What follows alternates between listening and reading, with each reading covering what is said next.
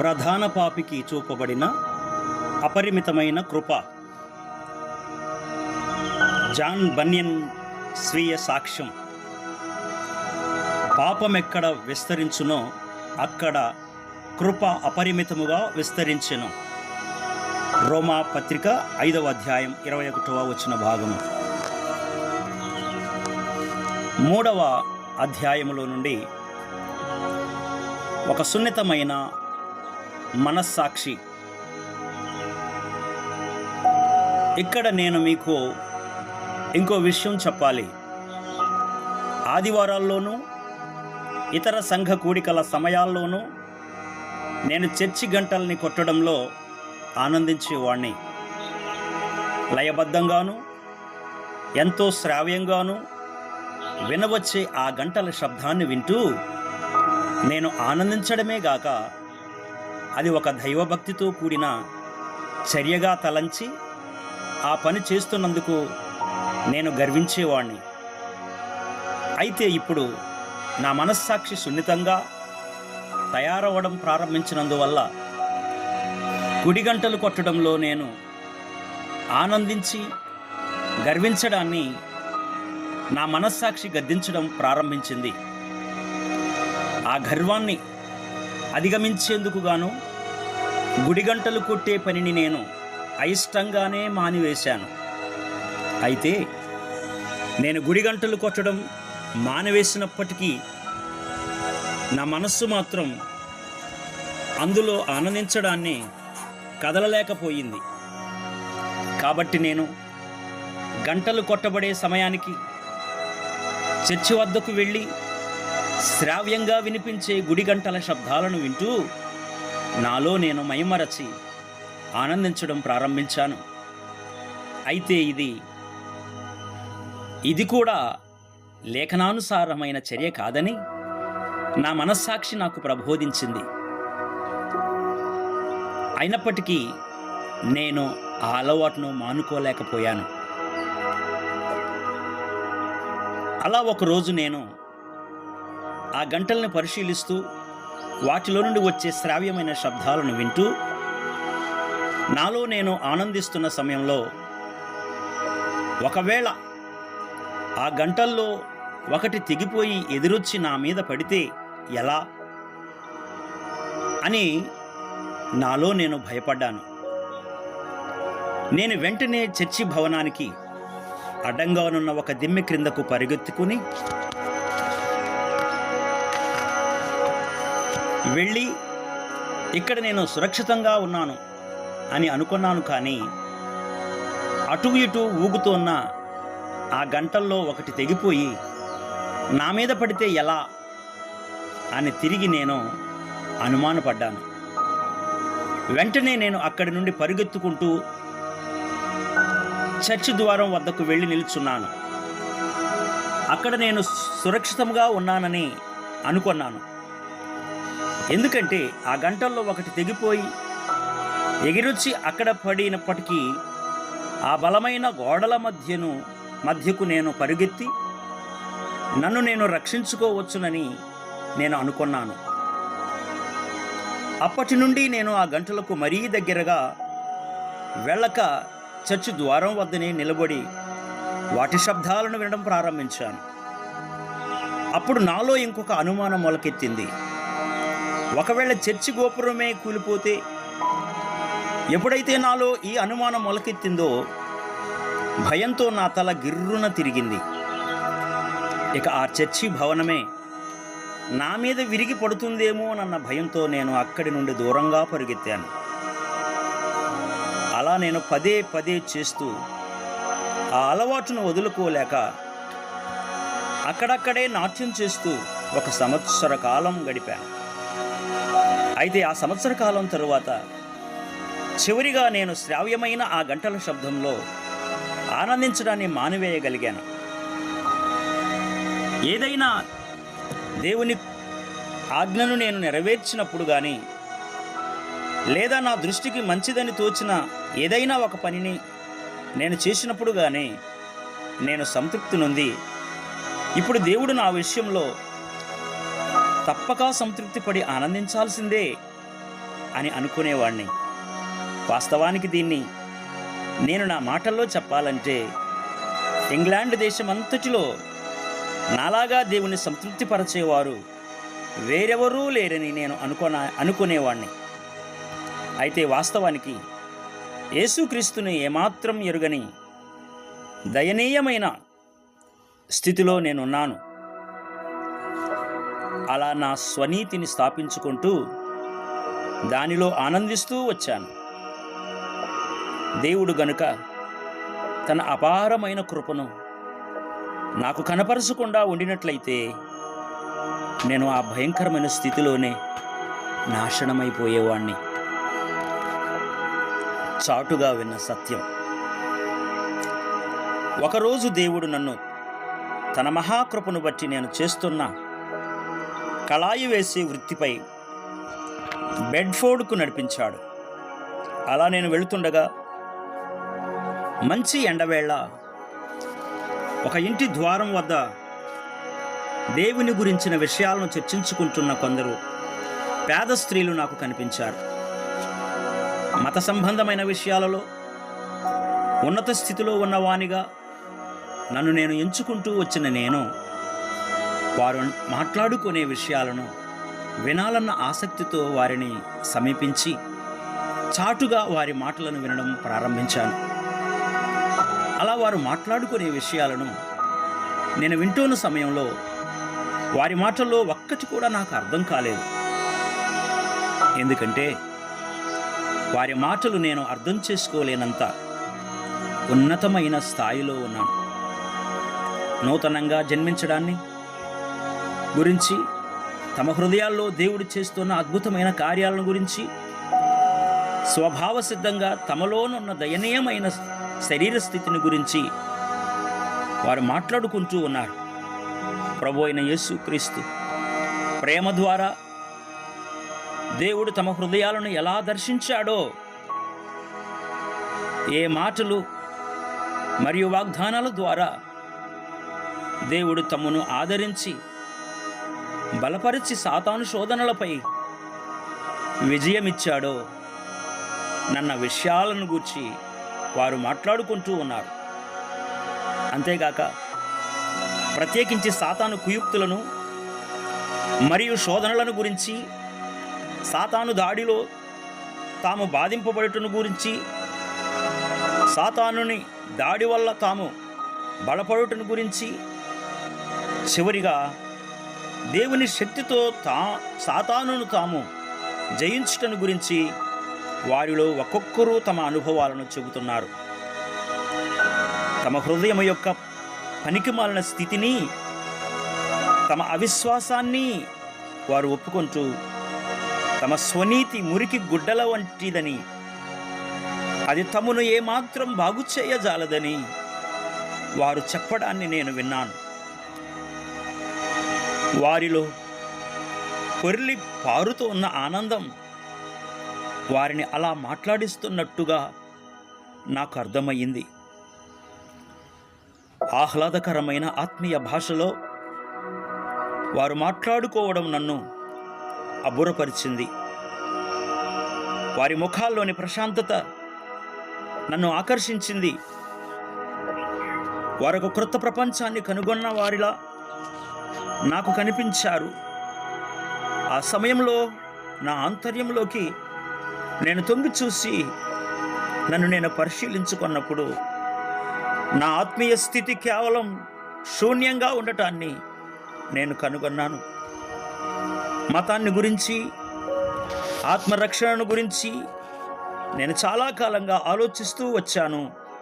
కానీ నూతన జన్మను గురించిన తలంపు నాలో ఎన్నడూ కలుగలేదు.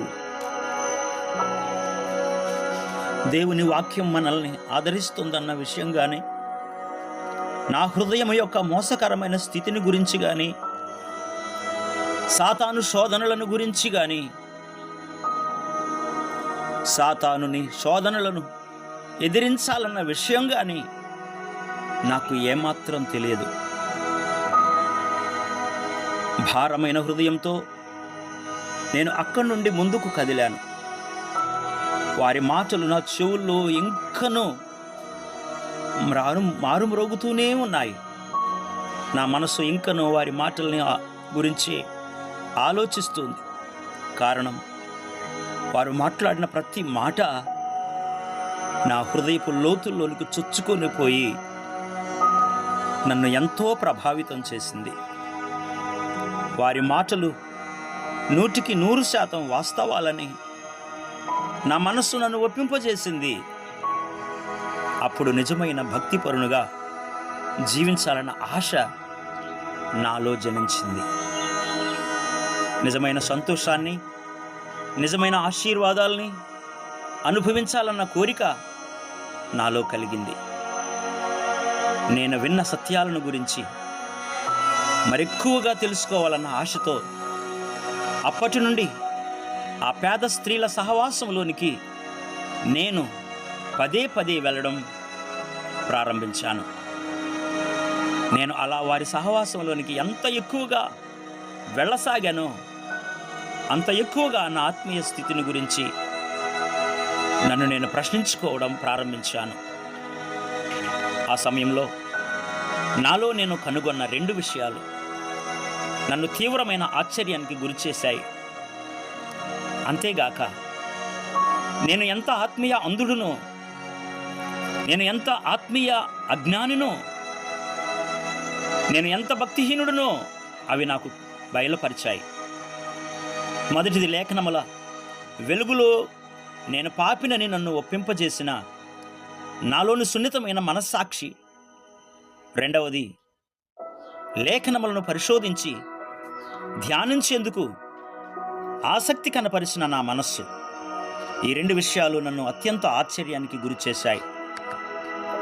రక్తనాళాలకు గట్టిగా కరుచుకుపోయిన జలగలాగా ఇప్పుడు నా మనస్సు లేఖనాలకు హత్తుకుపోయి ఇమ్ము ఇమ్ము అని అరవడం ప్రారంభించింది. సామెతలు 30:15లో ఇప్పుడు నా మనస్సు నిత్యత్వాన్ని గురించి, పరలోక రాజ్యాన్ని గురించి మాత్రమే ఆలోచించడం ప్రారంభించింది. లోకాశలు కానీ, ఐహిక లాభాలు కానీ, శ్రమలు కానీ నా మనస్సును వాటి నుండి ప్రక్కకు తొలగించలేవని నాకు తెలుసు. నాకే కాదు, ఏ విషయం దేవునికి కూడా తెలుసు.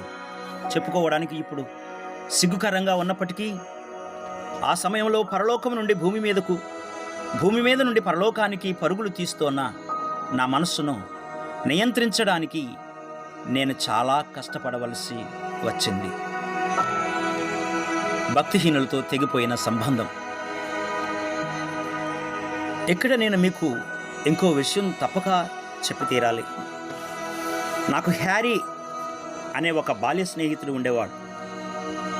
బాల్యం నుండి మా ఇరువురు హృదయాలు పెనవేసుకుని ఉండేవి. అయితే అతడు ఇప్పటికీ బూతులు మాట్లాడుతూ తన అపవిత్రమైన జీవితంలోనూ దుష్టత్వంలోనూ కొనసాగుతున్నందున నేను అతని స్నేహాన్ని వదిలివేశాను. అతని స్నేహాన్ని నేను వదిలివేసిన 4 నెలల తరువాత ఒక వీధిలో అతడు నాకు ఎదురుపడగా నేను అతని యోగక్షేమాలను గురించి అడిగాను. అతడు తనదైన పాత శైలిలో బూతులు మాట్లాడుతూ నాకు జవాబిచ్చాడు. హ్యారీ, ఈ బూతు మాటలన్నీ నీవు ఎందుకు వదలలేకున్నావు? ఈ స్థితిలోనే నీవు చనిపోతే నువ్వు ఎక్కడికి వెళతావో నీకు తెలుసా అని నేను అతన్ని ప్రశ్నించాను. ఏం జరుగుతుంది? నాలాంటి వ్యక్తి సహవాసం లభించినందుకు సాతానుడు అమితంగా సంతోషిస్తాడని అతడు మహాచిరాగ్గా నాకు జవాబిచ్చాడు. ఆ సమయంలో ర్యాంటర్లు అనే తెగవారు రచించిన కొన్ని పుస్తకాలను నేను చదివాను. అవి మా ప్రాంత ప్రజల్లో అప్పుడప్పుడే విరివిగా ప్రచారంలోకి వస్తున్నాయి. వాటిని మా చర్చిలోనూ కొందరు అనుభవజ్ఞులైన సభ్యులు కూడా చదివి ప్రశంసించడం ప్రారంభించారు. వాటిలో కొన్నింటిని నేను చదివాను, కానీ వాటిని గురించి ఎలాంటి నిర్ణయానికి నేను రాలేకపోయాను. అందులో వ్రాయబడిన విషయాలను స్వీకరించాలా లేక తృణీకరించాలా అన్న విషయం అర్థం కాక నేను తీవ్రమైన సంఘర్షణకు గురయ్యాను.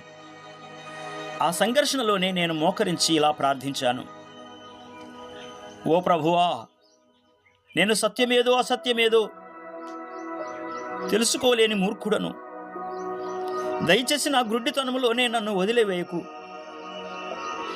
నేను ఈ పుస్తకాల్లో చదివిన సిద్ధాంతాలను అంగీకరించాలా లేక త్రోసివేయాలా? నాకు స్పష్టంగా తెలియజేయి. ఇవి నిజంగా దేవుని నుండి వచ్చినవే అయితే వాటిని నేను తృణీకరించకుండునట్లుగా చెయ్యి. అలా కాక అవి గనుక సాతాను నుండి వచ్చినట్లయితే వాటిని నేను త్రోసివేసేలా చెయ్యి ప్రభువా. ఈ విషయంలో నేను నీ చిత్తానికి పూర్తిగా లొంగిపోతూ నా హృదయాన్ని నీ పాదాల యొద్ద పడేస్తున్నాను. ఈ విషయంలో నేను ఏమాత్రం మోసపరచకుండానట్లుగా నాకు సహాయం చేయమని నిన్ను వినయంతో ప్రార్థిస్తున్నాను. ఆ సమయంలో నాకు ఒక ఆత్మీయ సహచరుడు ఉండేవాడు. ఆ వ్యక్తి మొట్టమొదట నేను బైబిల్ గ్రంథాన్ని చదివేందుకు ఒక ప్రేరణగా నిలిచిన వ్యక్తి. అతడు భౌతికంగా పేదవాడైనప్పటికీ ఆత్మీయ విషయాల్లో ఎంతో ఆసక్తిపరుడుగా ఉండేవాడు. అయితే ఆ సమయానికల్లా అతడు ఒక భయంకరమైన ర్యాంటర్గా మారి ప్రతి విధమైన అపవిత్రతకు తన్ను తాను అప్పగించుకున్నాడు.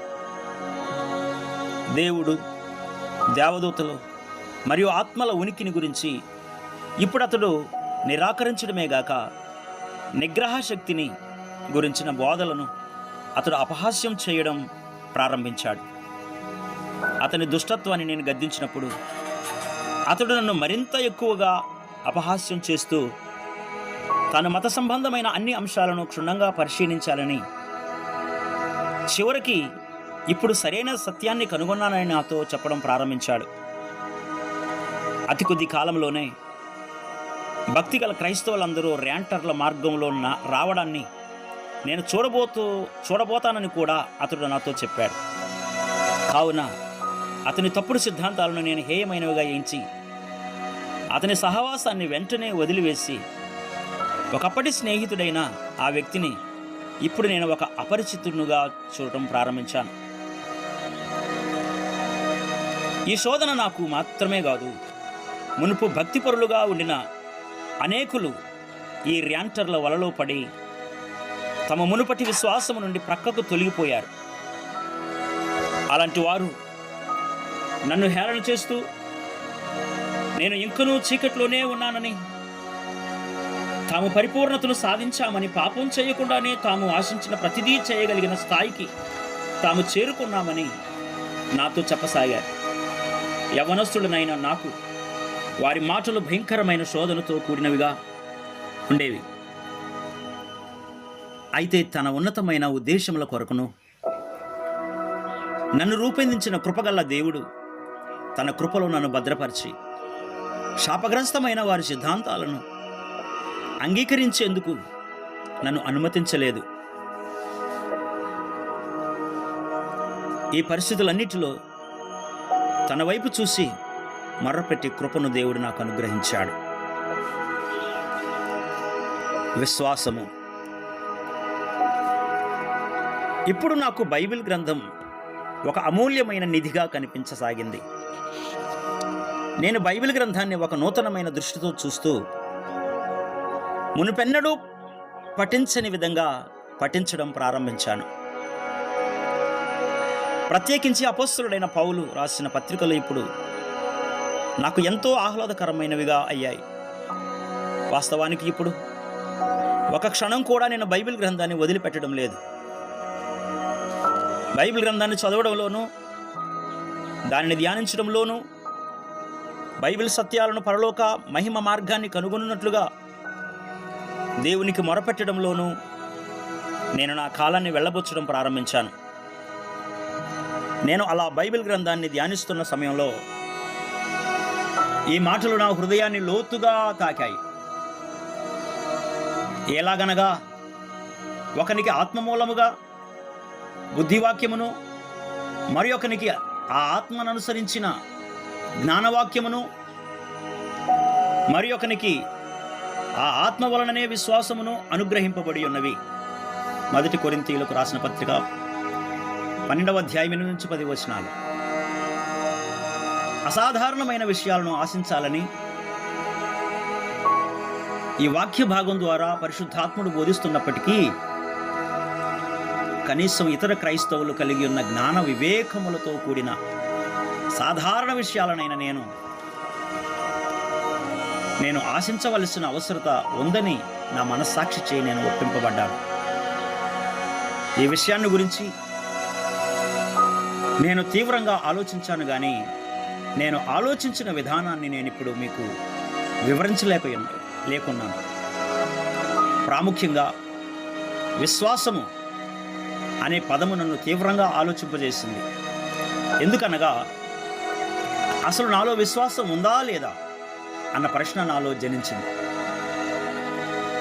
నాలో విశ్వాసం లేదన్న నిర్ణయానికి నేను అయిష్టతను చూపాను. ప్రధాన పాపికి చూపబడిన అపరిమితమైన కృప. ఎందుకంటే అలా అనుకోవడం వల్ల నన్ను నేను ఆత్మీయముగా తక్కువ స్థితిలో ఉన్నవానిగా ఎంచుకొనవలసి ఉంటుంది గనుక ఆ తలంపుకు నాలో చోటివ్వకూడదని నాలో నేను అనుకున్నాను. నేను అజ్ఞానినని ఒప్పింపబడినప్పటికీ ఇతరులకు ఉన్న జ్ఞాన వివేకములకు సంబంధించిన ఆశీర్వాదకరమైన వరములు నాకు లేకపోయినప్పటికీ, విశ్వాసం అంటే ఏంటో నాకు సరిగ్గా తెలియకపోయినప్పటికీ నాలో విశ్వాసం లేదన్న నిర్ణయానికి నేను ఎన్నటికీ రాను. తమలో విశ్వాసం లేదన్న నిర్ణయంలో ఎవరుంటారో వారు తీవ్రమైన ఆందోళనకు గురై వారి హృదయాలు నెమ్మది లేని స్థితికి చేరుకుంటాయి. అలాంటి నిరాశ నిస్పృహలకు కృంగుదలకు నేను గురి కావడం నాకు ఇష్టం లేదు. ఈ తలంపులను బట్టి నాకు విశ్వాసం యొక్క అవసరత ఉందన్న వాస్తవాన్ని గుర్తించడానికి నేను భయపడ్డాను. అయితే కృపామయుడగు దేవుడు నన్ను ఆ స్థితిలోనే ఉంచడానికి ఇష్టపడలేదు. విచారకరమైన నా గుడ్డి నిర్ణయానికి భిన్నంగా నాలో నిజమైన విశ్వాసం ఉందా లేదా అని నేను తెలుసుకునేంత వరకు ఆయన నాలో నెమ్మది లేకుండా చేసి నాలోని సంఘర్షణను కొనసాగింపజేశాడు. నాలో విశ్వాసం కొరతగా ఉందని నేనెలా తెలుసుకొనగలను? అదే సమయంలో నాలో విశ్వాసం ఉందని నేనెలా చెప్పగలను అన్న ప్రశ్నలు నిరంతరం నన్ను వేధించసాగాయి. ఒకవేళ నిజంగా నాలో విశ్వాసమే గనుక లేనట్లయితే నేను శాశ్వతంగా పతనమైపోతానని నేను భావించాను. విశ్వాసాన్ని గురించిన అంశాన్ని పెద్దగా పట్టించుకోగలకూడదని నేను తలంచినప్పటికీ నా విశ్వాసాన్ని పరీక్షించుకునేందుకు మాత్రం నేను ఇష్టపడ్డాను. అయితే అజ్ఞానిని, మూర్ఖుడనైన నాకు నా విశ్వాసాన్ని ఎలా పరీక్షించుకోవాలో తెలియలేదు. ఆ పరీక్షను ఎలా ప్రారంభించి ఎలా ముగించాలి అన్న విషయం నాకు ఏమాత్రం బోధపడలేదు. నా మనస్సు ఈ విషయాన్ని గురించి భయంకరమైన వ్యధను అనుభవిస్తున్నప్పటికీ ఈ విషయాన్ని గురించి ఇంతవరకు నేను ఎవరికీ తెలియజేయలేదు. అంతలో నా మనస్సుకు ఒక ఆలోచన తట్టింది. నేను అద్భుతాలను జరిగించగలనా లేదా అన్న విషయాన్ని పరీక్షించుకొనడం తప్ప నా విశ్వాసాన్ని పరీక్షించుకునేందుకు వేరొక మార్గం లేదు. నాలో నేను అనుకున్నాను, నీవు ఏదైనా అద్భుతాన్ని జరిగించగలిగితే నీలో విశ్వాసం ఉన్నట్టే, లేదంటే నీలో విశ్వాసం లేనట్టే అని నా మనస్సు నాకు తెలిపింది. ఇది లేఖనానుసారమైన తలంపేనని నాలో నేను అనుకున్నాను. అలా నేను నిర్ణయించుకున్నాక ఒకరోజు నేను ఎల్స్ట్రో నుండి బెడ్స్ట్రోకు ప్రయాణం చేస్తున్న సమయంలో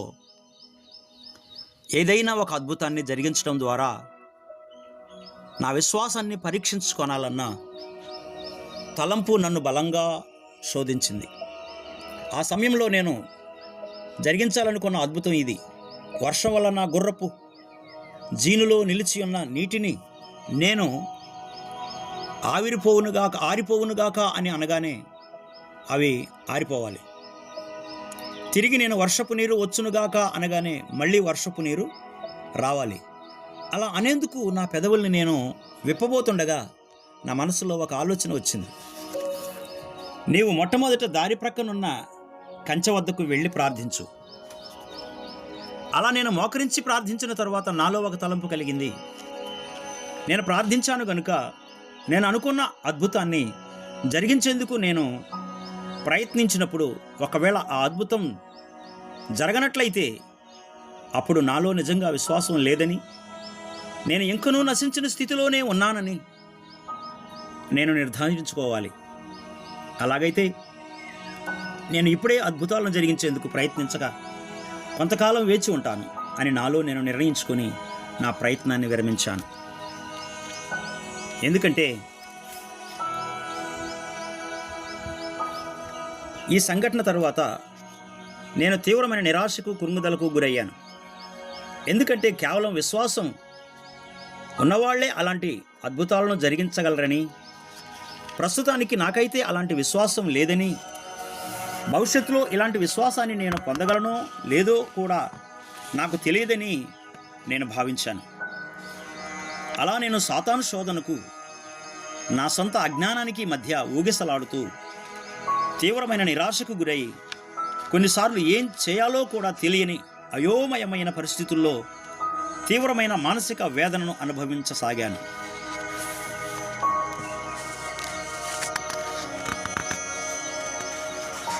ఇంతటితో 3వ అధ్యాయము ముగించబడింది.